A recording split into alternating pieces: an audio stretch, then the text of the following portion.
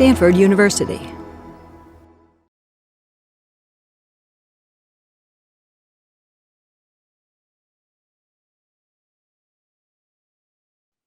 Welcome. I'm Dr. Tia Rich, founder and director of Stanford Medicine's Contemplation by Design program.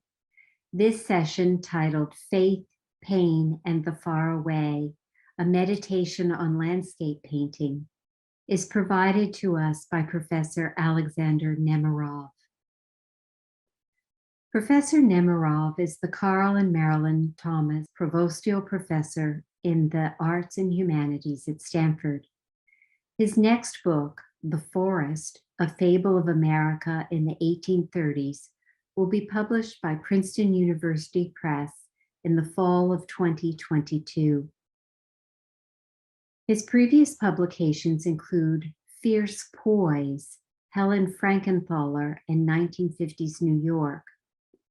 It was praised as thrillingly alive by Vogue, masterful by Los Angeles Review of Books, and gorgeous by Newsday, and lyrical and powerful were the words used by Susan Stamberg of NPR. Welcome, Professor Nemerov. Thank you, Tia. It's a pleasure to be here, and it's honor, in fact. And I'm on sabbatical this year, and this is the first talk I've given on sabbatical, and I consider it a great opportunity to share with you for just a few minutes today some remarks about something we maybe take for granted, which is landscape painting, maybe take for granted in the best way, in the sense of finding it a space and a place of contemplation, of enjoyment, as against difficulties of our lives. And I suppose that is what I want to talk about today, but in a way that maybe makes the difficulty and the beauty combine, and hopefully make what it is when I use the word contemplation become that much richer, and when I make the word art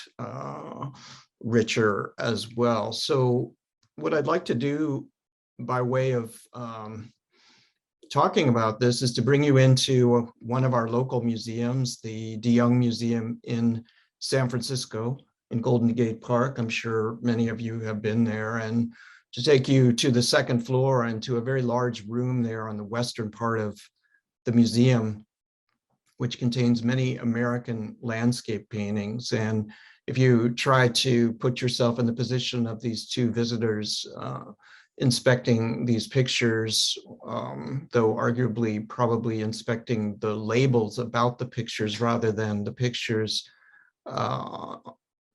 you can understand that paintings like this, I see 6 of them in this one slide, but there's probably as many as 30 paintings in this room, have a kind of generic quality. You know, they're landscape paintings, right? And we can see that, you know, they all have a horizon that's either low or high. Most of them are low.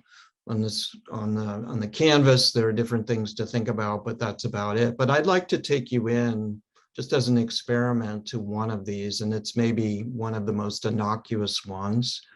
This painting here by this artist, Sanford Gifford, who is my focus for today. So this is that innocuous painting I referred to, a view from the Berkshire Hills near Pittsfield, Massachusetts. Those of you who are from the East will know that this is in Western Massachusetts. It was painted in 1863. Gifford was about 40 years old at that time. And you might say, well, this is interesting.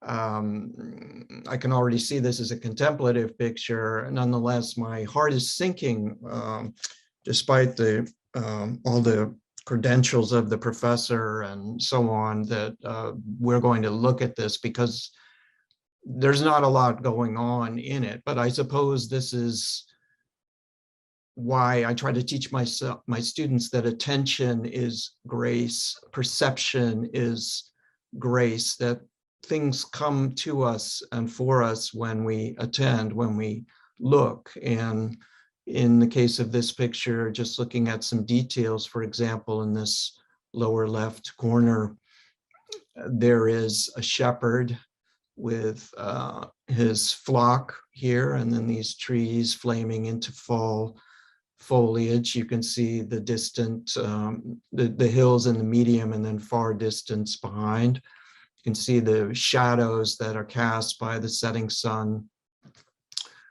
there as the shepherd appears to walk down towards them. Just moving, scanning a little bit to the right, you can see these marvelous effects, really, which must have taken a great deal of skill and attention to bring off. For example, the shadow reflections of this mid-ground hill against the stillness of the water there. And then you can see the brushwork in this field here, not to mention this zag of stream leading to the water in the foreground. And then moving back and over to the right, you can see more of the like preternaturally clear water, which barely is rippled, maybe just slightly here at the tip of this jutting promontory of dirt or sand. And then there is a little farm over here with different plowed fields if one looks closely, but also into the distance, you know, and the diaphanous really disappearance of the furthermost of the Berkshires as they vanish in the setting sun. And then up above it all is something we take for granted, and this is so much what I try to teach my students and myself every day is, you know, it's the sun. Well, yes, technically to say that the sun is in the sky in this painting is correct, but, you know, there are all kinds of suns, and this one is a kind of, you know, indistinct but all-encompassing sun with a kind of enormous radiance that shines down on the scene. And, you know, all the different ways to paint the sun. Gifford was a fan and admirer of atmosphere, or what we might call less poetically haze. So if we're just pausing here, we might say, well, it's nice to have spent a little time with this picture, whether we've been to the Berkshires or not, because we can see that it is a particular kind of landscape painting. It has a particular attitude, a particular mood. And, you know, as you take in the whole picture now, I think maybe that is more palpable. What is that mood? It's based on a kind of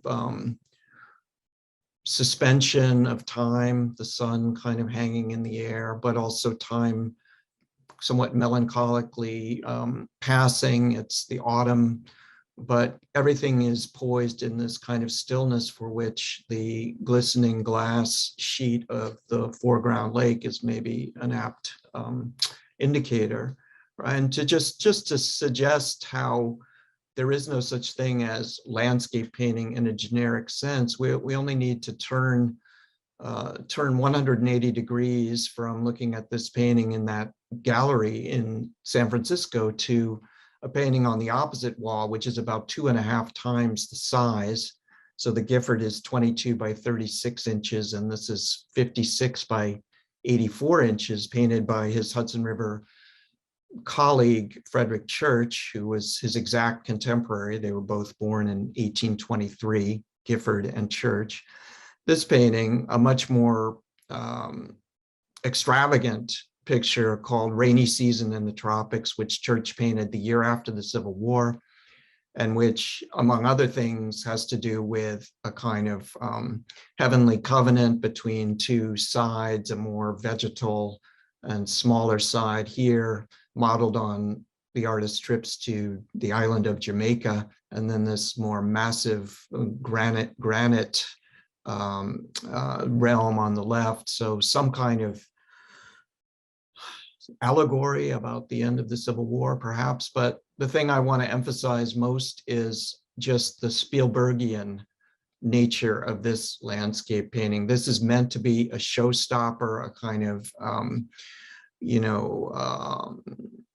sense around explosive, spectacular scene. And if you look at the relative sizes of the pictures, again, you can see that already we can understand that there is no such thing as landscape painting proper. There's really different kinds, and in America, in the same time and place, you have a kind of poetic private mood on the left and a big public spectacular mode on the right. And to stay with Church there, that is the painter of Rainy Season in the Tropics, the rainbow picture, you know, this was his mode pretty much as he became famous in the 1850s and 60s. And this painting at the Metropolitan Museum in New York, Heart of the Andes, is another one of these showstoppers. You can see the size of it. And in fact, if you go back in time and look at the way this same painting was displayed, this is Heart of the Andes, complete with the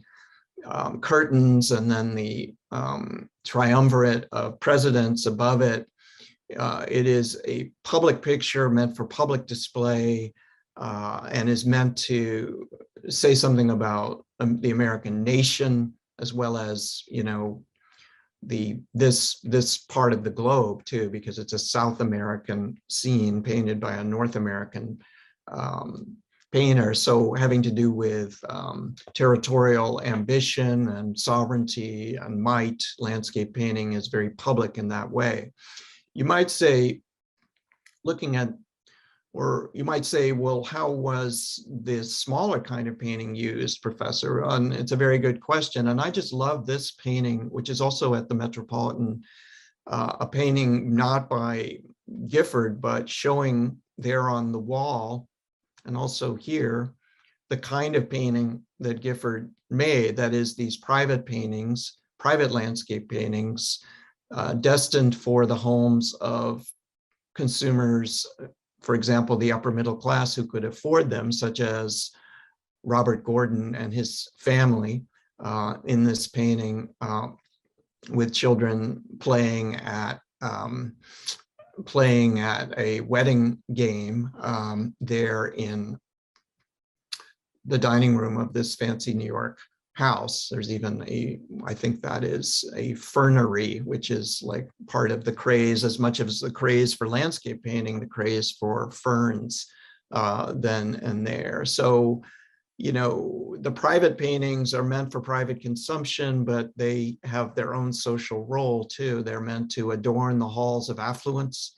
And, you know, if we're coming out into the clear back to the painting at the De Young, we might say, okay, well, this is then a picture that, you know, illuminates for us what our own lives are like, because whether we're doctors or artists or art historians, anyone, we are accustomed to portioning our lives into public and private scenarios and schemes. Just in my own, you know, hasty adjustment of my background in my Zoom here, you know, it illustrates the awkwardness of Zoom as something that mediates between private and public, since I'm giving this talk from my own home, and since, you know, I needed to think about before I went on air, like, well, how do I want to be represented by what's behind me? In any case, so, you know, in the 1860s, we have very much in the realm of art exactly what we spend our lives doing, and structuring, you know, structuring our existence according to even now, which is the private, inmost, contemplative, moody, sunstruck self. Call it, looking at Gifford, the soul, you know, our inmost sense, and then our dreamy sense, if you like, and then the public kind of rainbow spectacular that we present for the world at large. With Gifford, I want to press on this distinction a little bit further and take us into his soul, his dream, his privacy, and, you know, think about the ethics and practice of this kind of quietness in our lives now, and thereby to say that landscape painting is more than a pretty picture on the wall, more than a historical artifact, if we choose it choose to make it more than this. It tends to address us, if we look closely, with something like urgency about who we are and how we are in our lives. So with Gifford, let's go back to where he grew up, and you can see from this photograph from the late 19th century that he grew up in a place of wealth, that is a family of wealth. His father was the president, the manager of an iron foundry in the town of Hudson, New York, which was an extremely affluent place on the Hudson River. And his father was a very successful industrialist running this foundry in the prosperous town of Hudson, which had many businesses, including, believe it or not, the industry of whaling, since the whaling port in the United States, the chief whaling port in the United States, had been transferred from coastal New England to the Hudson River in the late 18th century as a sort of security precaution against the raids of the British upon that vital American industry. And so whaling ships are coming up the Hudson all the way until the 1820s or so, but other industries come to take their place, and the foundry is one. And Elihu Gifford, Sanford Gifford's father, is a very enlightened guy, and he encourages his sons, in particular Sanford and an older son named Charles, to pursue artistic interests. In other words, they shouldn't feel absolutely beholden to, following in the industrialist line. And one thing I find very touching about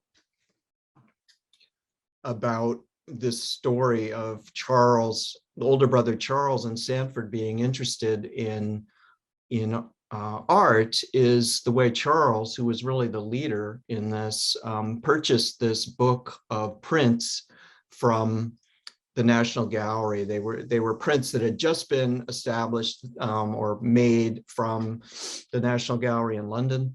And you see one on the right from a 17th century painting by Claude Lorrain. You have to imagine these two teenagers in America in the 1830s kind of pouring through, or early 1840s, pouring through these prints like the one on the right of famous European paintings there in Hudson, New York.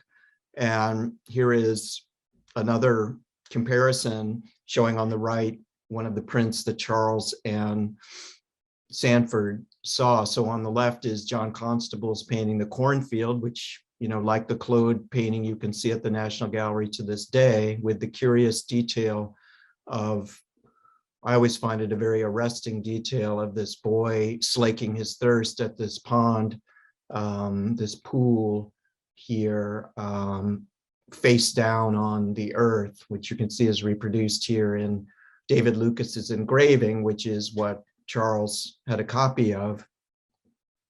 So many things to think about here as these two neophytes in Hudson, New York become interested in art. And there they are. If anything might persuade you that Sanford's brother Charles was an artist, I think this photograph might do it, because he seems to epitomize a kind of sensitive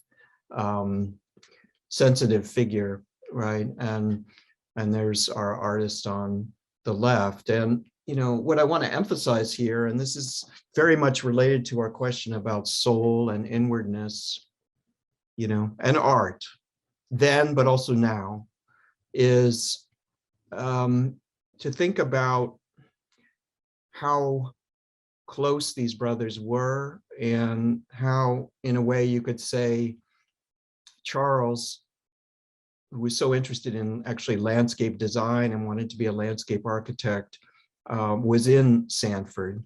And I'm really haunted by this double self-portrait that Sanford Gifford, our artist, made a little later in the 1850s, which in one sense just shows what it says, that is him twice over, Same guy, different persona, both times in a very intense romantic way, with the stare back out at us, first in the mirror at himself in the act of drawing, but really finally for posterity out at us, right?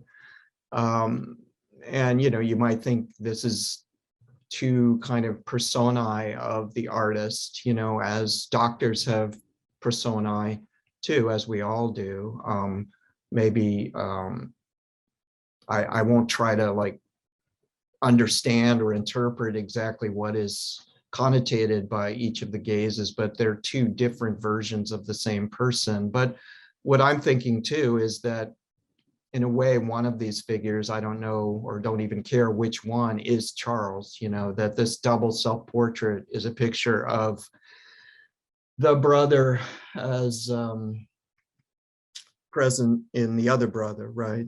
And apart from just the closeness of siblings, I'm thinking of this phrase from an artist from the 1990s, Martin Wong, who died of AIDS, who used to pass out business cards in Manhattan with his saying on it, which is, I am you, you are too. I am you, you are too, which can suffice as a kind of caption for what's implied in this double self-portrait by our artist, especially because, well, Charles died relatively young. He died in 1860, and he died of a drug overdose. And the drug in question was something called chloral hydrate, chloroform, I believe, which was introduced into medical practice in the 1840s. And like drugs in our own days that have a benign and helpful restorative purpose, can also be abused. And the world in which our painting at the De Young took shape is in a way no different from ours. It's one that has to do with addictions and depression and pain. Charles suffered from depression and also migraines, and I think he was just over medicating when he died out in Wisconsin, where he had moved. The constable comes back to me. This is just my own projection or poetry, if you like, but as a sign of the death of the young man who loved this picture, this idea of going under, which we describe for anesthesia, chloroform, going under, just has a kind of poignancy for me, at least, when I think of Charles, who's the kind of unknown Gifford, but probably every bit as talented or more so than his admiring, idolizing younger brother, Sanford, whose paintings then, starting the year his brother dies, start to take on this, I don't know, they become, what can I say, his great paintings. And part of what I guess I'm wondering about tonight is there a correlation between paintings like this one, painted the year Charles died, painting at the Toledo Museum of Art by Sanford Robinson Gifford, The Wilderness, which in a way is my favorite of all his pictures, and his brother's death. And you might say, well, how could that be? And, it's true, like, there's no, art is, unlike journalism or politics, is not about answers, it's more about questions. But art is a kind of atmospheric place in which questions are posed. And here a question might be, that of the distance, the far away, per my title, and just a picture that can be about something that is a part of our world, but so remote, a part of our world that is up against the sky, that is sort of synonymous with the light, with the heaven that illuminates it, that's brought close to us in this reflection on this glassy lake. Or other pictures about distance that Gifford painted, such as this one 6 years after his brother's death, which is at Yale, another Hudson River scene, but one in which we not only get another glimpse of the distance, but also understand the distance as in some mysterious communing with the foreground, because so, as one of my professors used to say, the foreground, this spit of beach, kind of slingshots us out into the distance, and we might say very casually, like in a scenic overlook, or just thinking about a lot of things for which the word distance might apply, it's over there. It's way over there. If you look, it's way over, look just to the, way over there. But I think what Gifford is interested in, and I just love this about him, is the relation, not the difference, but the relation between near and far. What is so far from us and yet connected to us by, as it were, the same spit of land? What is intimate about the horizon? Why does the horizon shift with our own bodily position, as though, which of course it does, as though, the very circumference of the earth depends upon our subjective movements, and what is it about something that is so far away that is so urgent, so pertinent to us? And so if we come back to our painting and think about it, the distance is certainly in play there, but so of course is the light, and there's no question that that light is a heavenly light. Gifford, when he died at age 57, Sanford himself, on his deathbed, he was telling people, and this is in a letter from a friend, that there's no question he'll be in heaven. And, that kind of serene assurance about an afterlife is in his pictures too. So that light, that suffusing, irradiating light, which makes a heaven on earth and makes indeed, tends to kind of collapse the distinction between the sky and the ground, right, is enough to suggest that in addition to the distance, this painting speaks to the presence of the otherworldly, or the departed, let's say, in our here and now, and that part of the privacy, the soul, the inwardness, all of these things that I was talking about, that Gifford is meditating on, and that I'm meditating about tonight, have to do with this mysterious connectivity between who is here and who is not, who is nearby and who is far away, and what are the mystic avenues of pain that connect us, as well as a fellow feeling and kind of gorgeous, fragile love.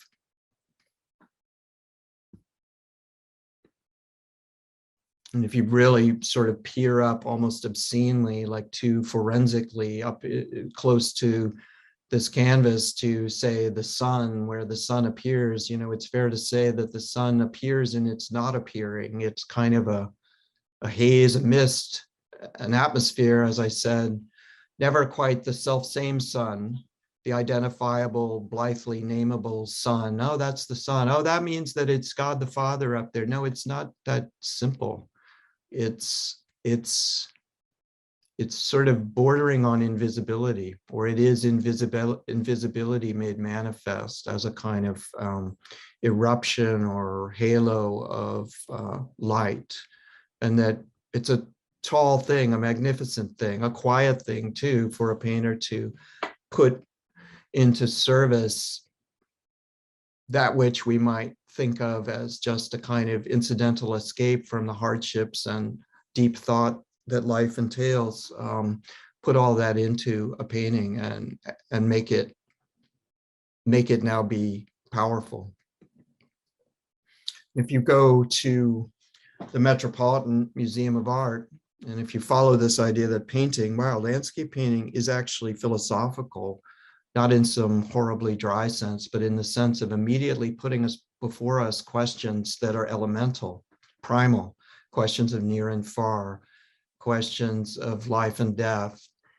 You can, armed with a little bit of biographical knowledge about Gifford, look at this picture of Catterskill Clove in the Catskills and see that here again, it's the distance, the relation of near to far, the falls, the waterfall in the distance, the reciprocity between this plateau and that one, overwritten, overseen by this bursting, bright, but kind of formless sun, but also the valley itself, the valley of the Catskills here, which to me at least suggests a kind of cup or embracing pair of arms, or to put it less anthropomorphically, it's a hollow, as if to say that being fully present on earth in a moment is about feeling the connectivity of near and far, of heaven and earth, but also of fullness and hollowness,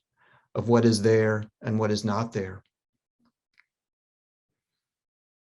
That this full scene sort of is cupped or held in the way that liquid is in a cup, and that as we slake our thirst, we are grateful not only for the water, but for the container that holds it.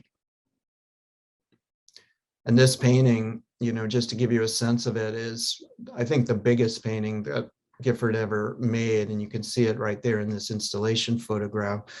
And, in a way is sort of his maybe his grandest statement about what he could do. And, part of, I guess, what I'm saying here is that let us absolutely not sort of say, well, his brother died and he painted this. It's never that simple. The painting is never the artist's biography. It's never that simple. If you look at Jackson Pollock's paintings, it's not correct to say he died in a self-inflicted car crash, 80 miles an hour around a bad turn of road, wasted out of his mind in the Hamptons in 1956. And so look at his painting and there you go. I think we all know better than to make a strict connection between artist's life and artist's work. But at the same time, could the person who painted this picture have made the same picture without his brother's presence and absence in his life? I doubt it. There's something in it, a nameless something, as nameless as the sun, that infuses it, that determines it. And you know what? If 99 out of 100 of us walk by this painting without looking at it, as I myself have done plenty of times in my life, because we're all human and we're not, as it says on my computer, we're not robots. Hey, that's an occupational hazard of being an artist, right? You don't pander, you paint the truth, and then sometimes people happen upon it. I did want to say about this, since we might be thinking, well, who is this guy Gifford really, beyond what the professor is saying, and kind of what kind of attitude towards being alive, let alone being a painter, does his whole way of, let's call it, painting the soul entail? And there is a painting at the Metropolitan Museum of Art, not by him, which I think can offer a good contrast to what I have in mind about Gifford's sensibility, his way of being. So in this picture by another Hudson River painter, Jerome Thompson, we have, in one sense, a marvelous diagram of what differentiates an artist from the rest of the world, and differentiates and connects. And what do I mean by that? If you look at this foreground group here, poised atop the summit of Mount Mansfield, the tallest peak in Vermont, this is looking west towards Lake Champlain and the Adirondack Mountains in New York. If we have a detail here, you can see that this gentleman is holding up a watch, and the title is called The Belated Party. And these two women, everyone's kind of weary from having gone up there. Hey, we really should be starting down before the sun sets, and that's true. You don't want to be up there at night. There is, meanwhile, another group of three, two figures, an androgynous figure here, and then a woman who are, let's say, hardier than these, like they're more into it than these people. They're more on the edge, and the wind is blowing their hair and their hat. And they're also closer to the one figure who stands, who I think is the artist here. And this artist is having a moment, I think, and we might think of him as a Gifford-like figure in this sense. So, that he's part of the community, he's part of a group of people here, but he's also set apart. He's standing apart, literally, and he's having this connection with, if you follow the spine of the mountain up to its top, there is, I think it's fair to say, there is a cross there's a gully of vertical and horizontal fracture in the rock there. And there's this kind of quasar of light above him. The lower hills make a kind of moody sea all around this figure, whose hat is somewhat sort of echoes the shape of the mountain towards which he stares, which then kind of swoops down in one of its shoulders to kind of encompass his body, which is that shoulder being picked up in the tonality and armature of his dashing cloak. Hey, the artist is communing with higher powers. This is what this picture is saying. He's doing so, I want to say, however, in a very grandiose way. If you go see this painting by Thompson at the Metropolitan, I think of it in relation to the most famous painting by American painting in that museum, Washington Crossing the Delaware. They're very close to one another in the galleries. They're both from the 1850s. They're both about a kind of intrepid exploits, patriotic, national, and military here in this figure, and then aesthetic here, but each is a kind of grand figure of exploit and territorial command, let's say. And what I want to suggest about my hero, Gifford, is that as you look at this painting by him of the same spot, the same place that Thompson was painting, namely Mount Mansfield, with the spine of the mountain up here and the setting sun on Lake Champlain here, is that his conception is far less territorial and acquisitive and even, if you like, manly, and that instead, for his lone contemplator here with his dog, and there's a man climbing up here, there are also a couple of figures here, I would say his mode is very much that of passive receptivity to the landscape rather than kind of manly outreach. And I don't want to make too simplistic a distinction between these modes, right? I mean, obviously they're very fluid, these modes, but Gifford's brilliance, I think, is in painting a sense of quiescence and calm, and a sense that in which the world comes to you rather than you sort of taking control of it aesthetically or politically or however it may be. And though you may say that, this kind of passive mode is in itself, a form of privilege, is a form of, for those who can afford to buy Gifford's paintings or paintings by artists like him, they can more or less delight in this kind of exquisite sensitivity that artists like this can produce, poets really, and as the phrase from our own time goes, which I don't fully agree with, but nonetheless I can certainly understand, happiness is expensive, or poetry is expensive, or moodiness is expensive, right? But what I'd like to say, and this is certainly how I teach, is please, let us not, it's what I tell my students, let's not say that our moments of exquisite sensation on earth need to be ruthlessly tracked back to the amount of money they cost, whether by virtue of a painting acquired, a painting seen, or a college education secured. Just, I don't want to be that disenchanting, nor perhaps foolishly do I want to believe that the world is that disenchanted. When I look at a Gifford painting like this,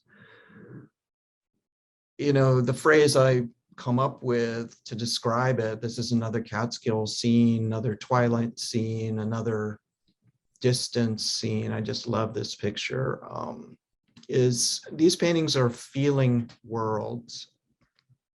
You know, they don't mean anything, or if they mean something, like the Civil War has ended and there's a kind of battlefield of strewn stumps here in the foreground, or his brother has died and there's always a feeling of desire and longing and sadness in the beauty of the world for this artist.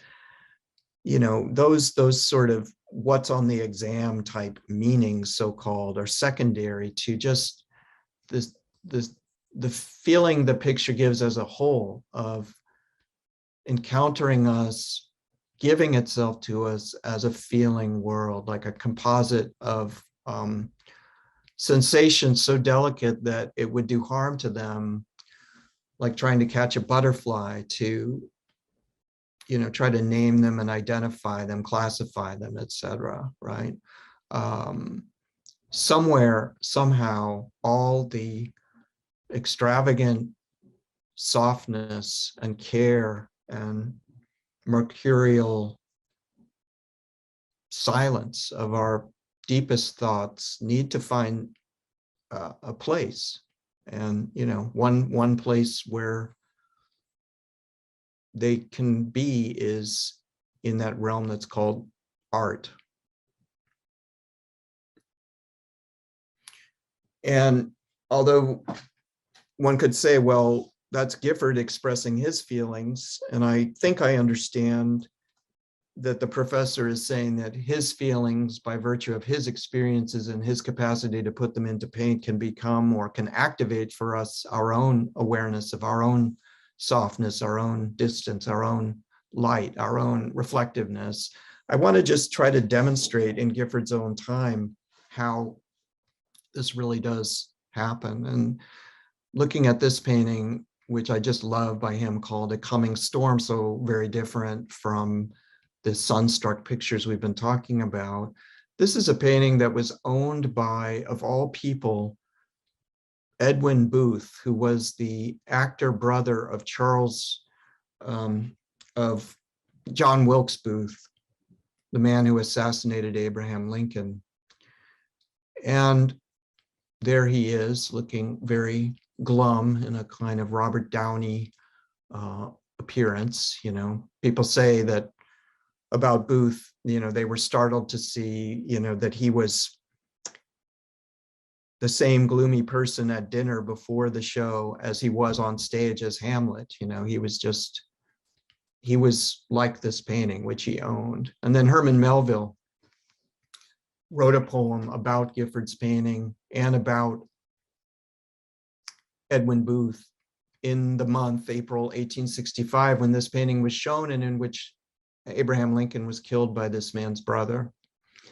All feeling hearts must feel for him who felt this picture. A feeling world, remember this, right?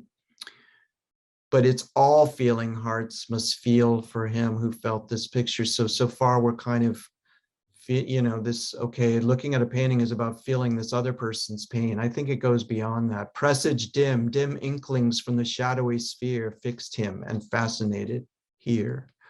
A demon cloud like the mountain one burst on a spirit as mild as this urned lake, the home of shades.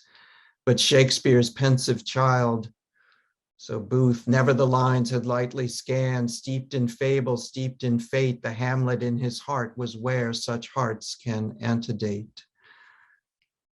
No utter surprise can come to him who reaches Shakespeare's core. And I think that's Gifford and Booth. That which we seek and shun is there, man's, human being's final lure. Painting as a space of philosophy, which is available to us, much as, say, the play Hamlet is. It's there, you know, it's a free country, download the PDF, et cetera, et cetera. But, you know, is shunned as much as sought in its wisdom, right? So this again is the role of art, but in the place of art, the occupational hazard of being an artist. It's never going to be the next new thing. It's never going to get, you know, a million hits or whatever the case may be. But here we have Gifford's fantasy speaking to Booth, and Booth's fascination with this painting speaking to Melville, and it makes a kind of triplicate feeling world from the 1860s, which is direly, powerfully of the real world. You know, this photograph of the Lincoln funeral procession on Pennsylvania Avenue from April 65, this painting, they're from the same feeling world.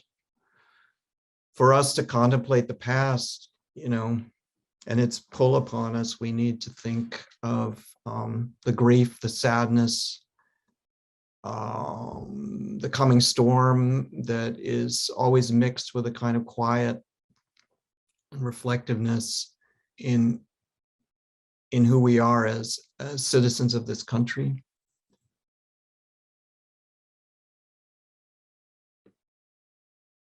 And it's a tale, finally, I think, speaking of feeling worlds and speaking of paintings, of plays, of poetry, but also of families. You know, it's a tale of brothers. And you know, I come back to the Giffords, and it makes me think that when I go to Hudson, New York, you know, and I'm looking around, and it's a very, really beautifully restored town from that was basically an industrial wasteland in the 1980s and 90s even, to now a very posh kind of weekend retreat for wealthy New Yorkers with many fancy stores on the main street, Warren Street. But here in this one, this is where Sanford Gifford used to get his paints. And you know, that place, Hudson, New York, is itself a feeling world, you know, not just works of art, but places hold in us the coming storm, the after quiet, as well as the beautiful calm and poise of American experience. And, you know, I'm fascinated by the story. People have told me that during the whole time Gifford lived in Hudson, there was the jaw of a sperm whale. Remember the city's whaling industry there on Warren Street. It would have been something that Gifford would have known very well. And, you know, this relation between what we think of as just frippery and escape, like, oh, it's a painting. Oh, that's nice. And then I don't know what I want to call it.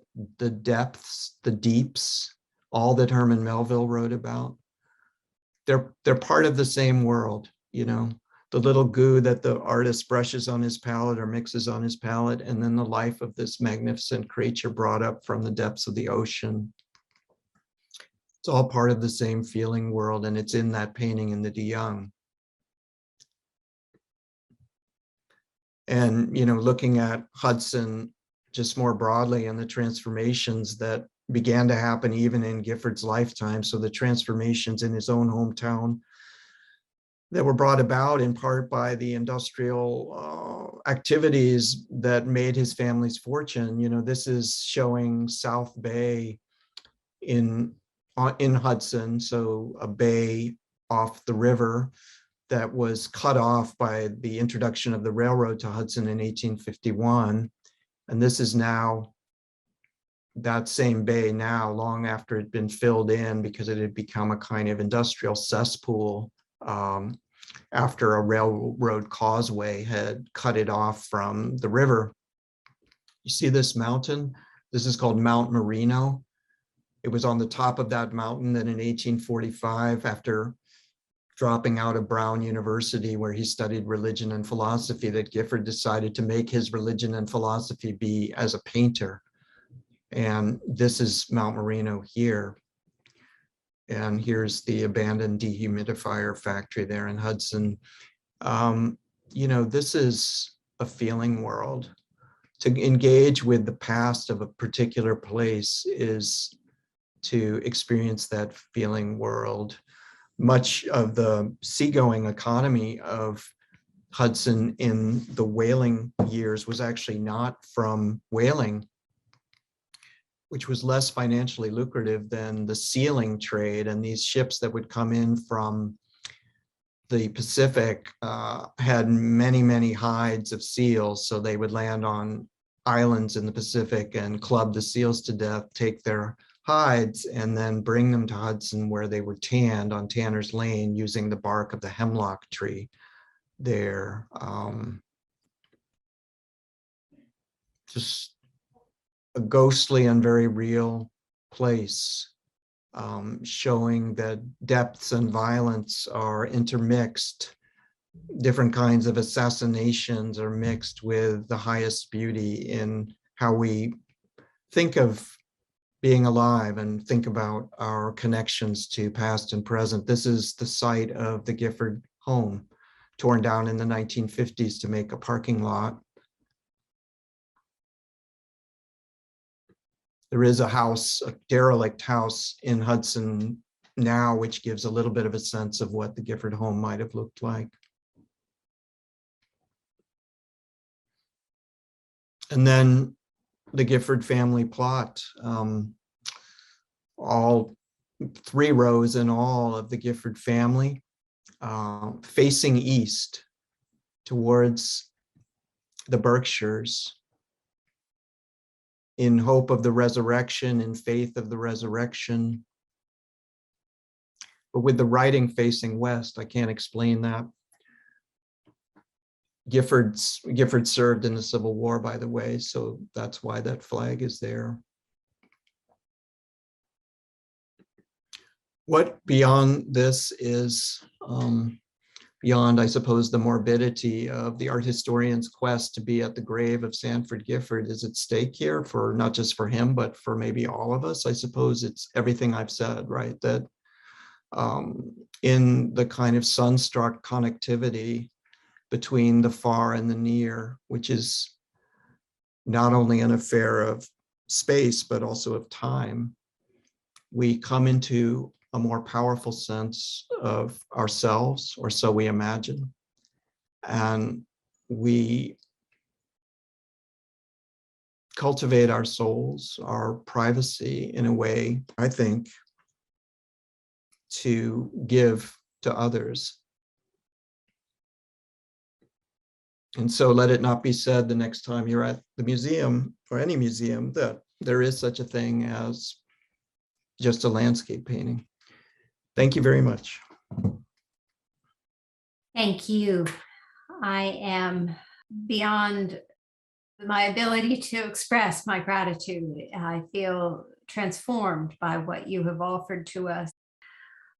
So our first question is, would you say Gifford's way of painting a feeling is similar to the way feelings of places were portrayed in the Eastern traditions of painting?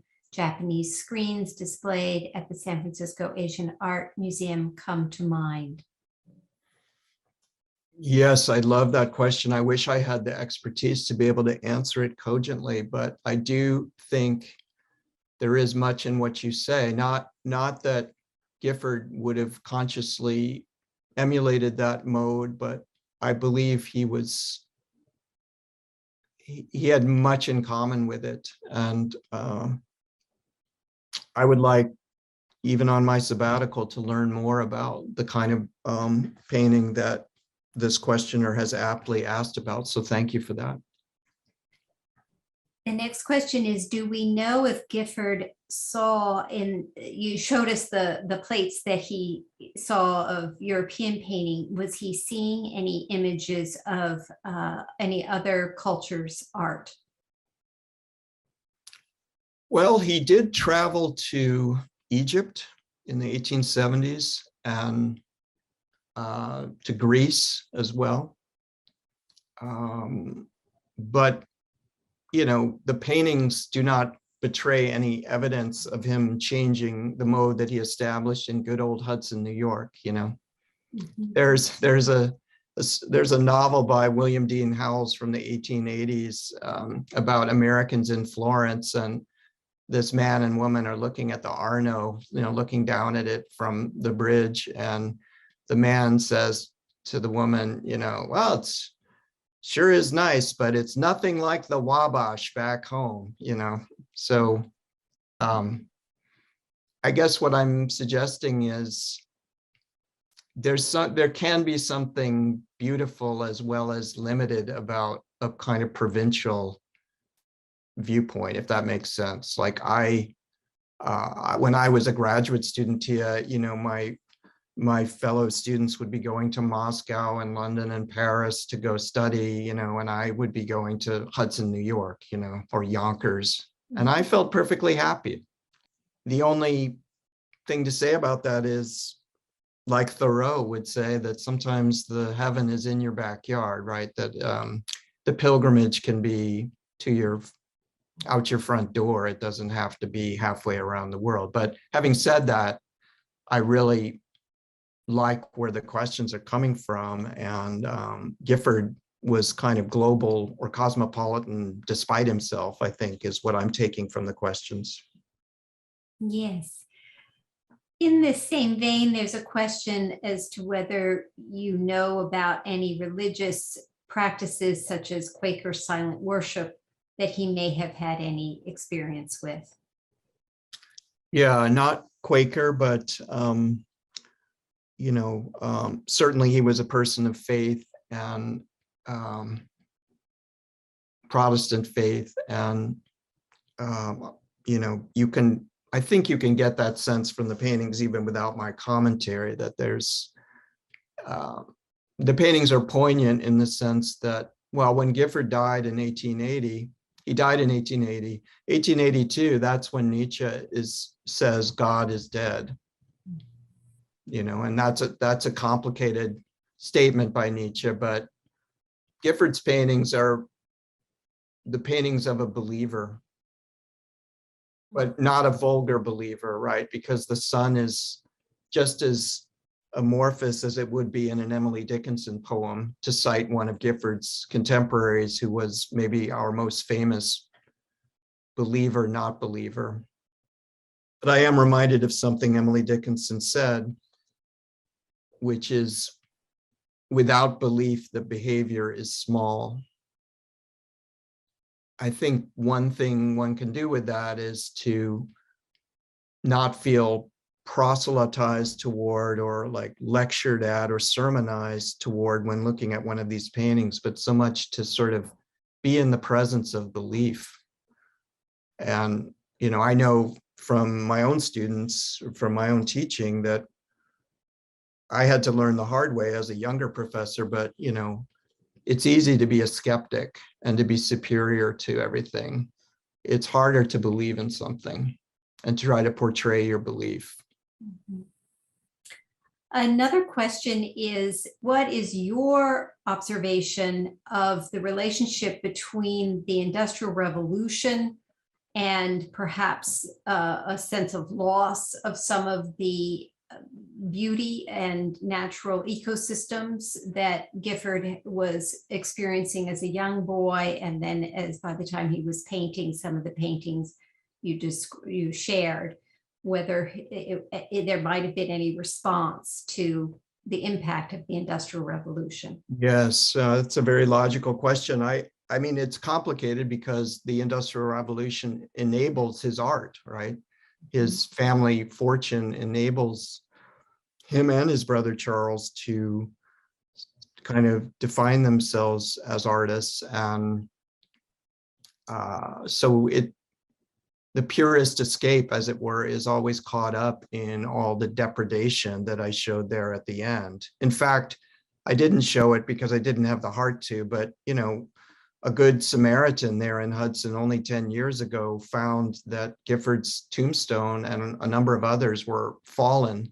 And the reason is because there's a big granite quarry there, and they've been blasting there for 100 years, blowing up a mountainside not very far from that cemetery, and selling the gravel, to New York City and so on. So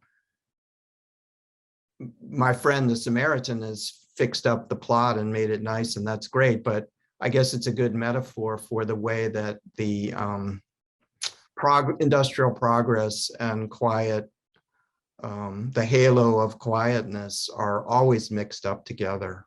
And I think that's one thing that makes teaching hard and so meaningful for me, is I will not I will not when someone says, well, you don't understand, like beauty is for privileged people or poetry is for privileged people. And, it's all caught up in, the sort of quagmires of environmental and racial hostility and destruction that characterize our lives. Yeah, it is. Thanks. Yeah, got it. Does that mean that we must vanquish the stars that help us guide our lives in the name of some non-existent purity? I don't think so.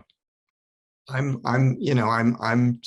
need my help where I can get it, and works of art can do it. In the spirit of the point you're making, would you speak to the landscape composition of the Stanford campus, where the entrance has the face of the church and the quad placed beneath the intersection of the dominant hills in the distance? Yes, well, it reminds me, your question, well, first of all, Olmsted's design, from what I know of it, would fit what the Hudson River painters would call a middle landscape, which just basically means like a reconciliation of nature and culture, where instead of the mountain looming in a kind of impending avalanche way over some tiny little hut, which Gifford's forebears tended to paint in those terms. Instead, it's all, it's a nice reconciliation. And I think Stanford's campus does that. What the question also makes me think of is, however, the funereal quality of the beauty of Stanford's landscape, the whole campus having been established after a death and in honor of a dead son, and the ankh of the Egyptianness of the campus, I think, would be interesting to think about in terms of Gifford, because his son is always an Egyptian son, of it's an eternal life, and a kind of there's a kind of grave or funereal quality to it too.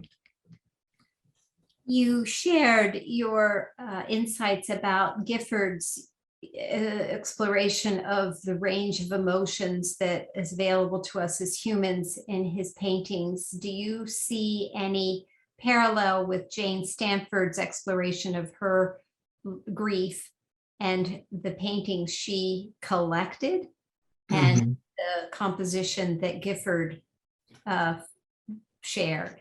Yes. Yeah, I appreciate very much the parallel. I think I wish Jane Stanford had acquired a Gifford. The fact that she didn't suggests a lot. I think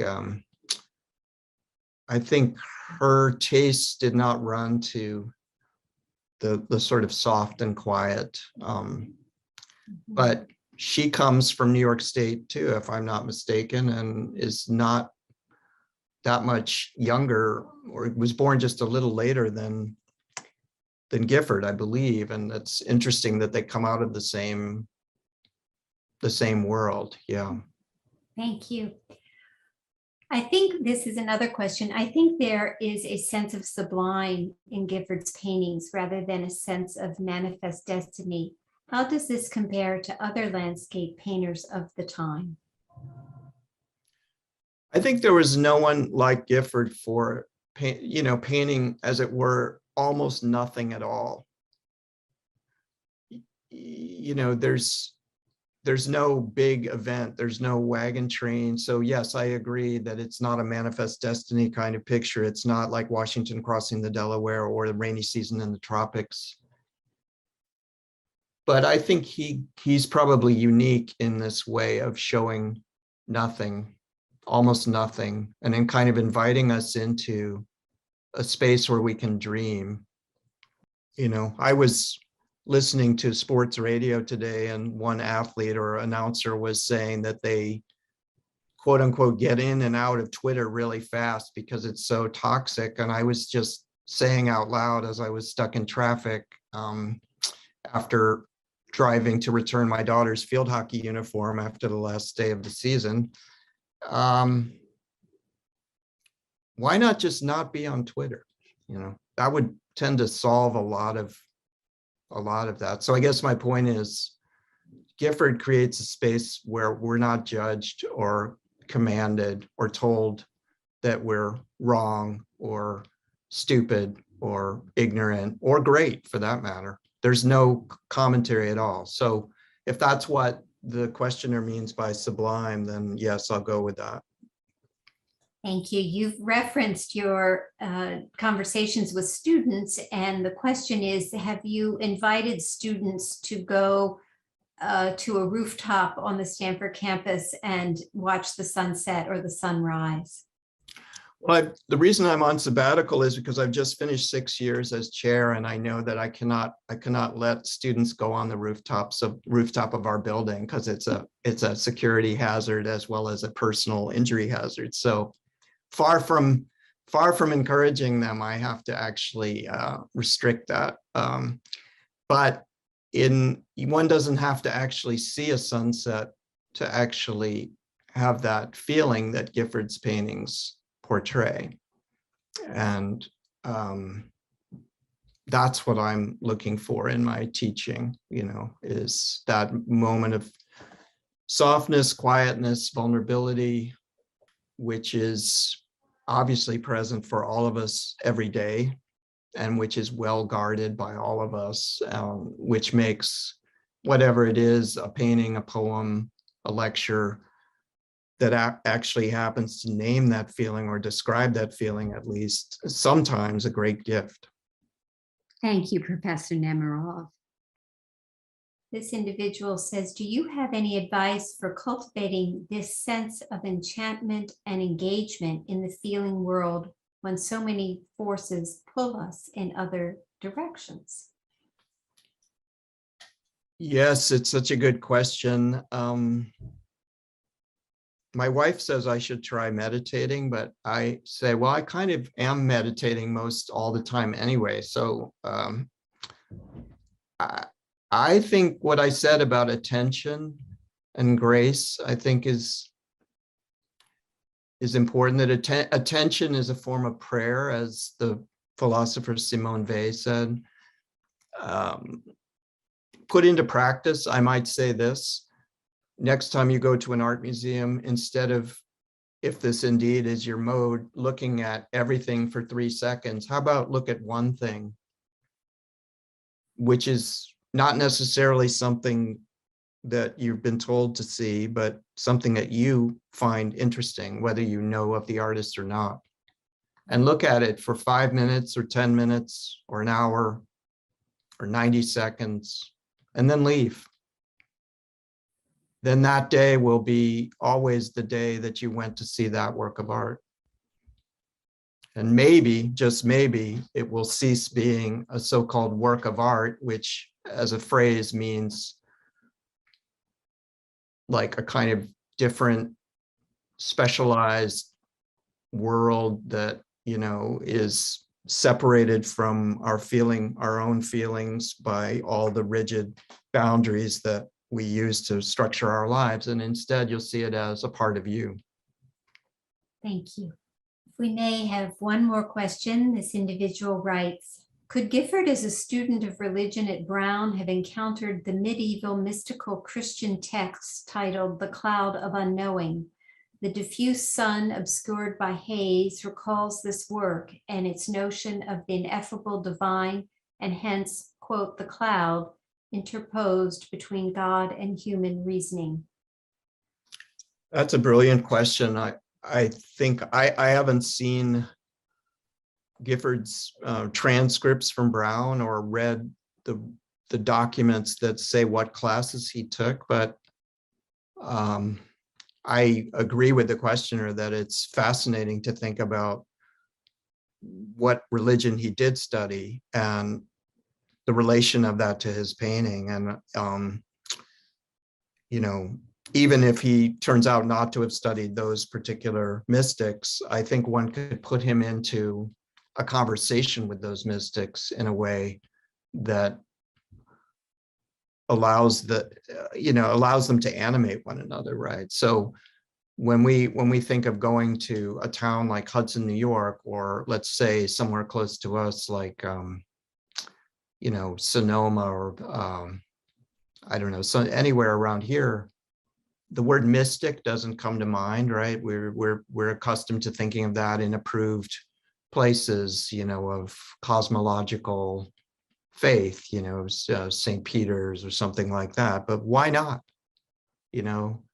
The sky reflecting off the homeliest puddle in some kind of industrial dredge land, in some American locale, has a lot of grace.